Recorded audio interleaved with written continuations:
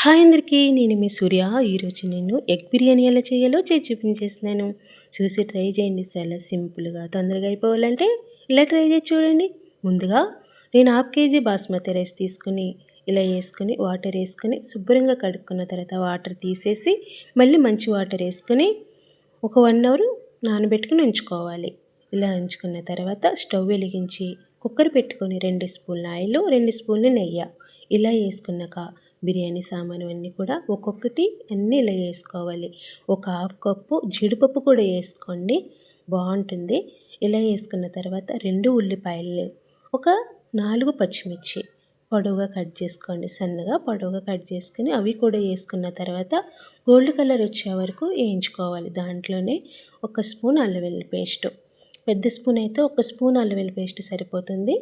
ఇలా వేసుకున్న తర్వాత దీంట్లోనే 1 స్పూన్ కారం, 1 స్పూన్ మిరియాల బిర్యానీ పౌడర్, రుచికి సరిపడా సాల్ట్ ఇలా వేసుకున్నాక మన రైస్ కూడా ఇలా వేసేసుకోండి. బాగా కలుపుకున్నాక దీంట్లో 1 గ్లాస్ బియ్యం అయితే గ్లాసున్నర వాటర్ వేసుకోవాలి. ఇలా వేసుకున్న తర్వాత బాగా కలుపుకొని కోడిగుడ్లు అన్నిటికి కూడా ఇలా ఘాట్లు పెట్టుకుని వేసుకోండి. తర్వాత కొద్దిగా పుదీనా ఇలా వేసుకున్న తర్వాత బాగా కలుపుకొని మూత పెట్టుకొని ఒక 2-3 విజిల్స్ రానివ్వండి. చూడండి, ఇలా విజిల్స్ వచ్చాక చూడండి, మూత తీసి ఎంత బాగా ఉడికిందో కదా.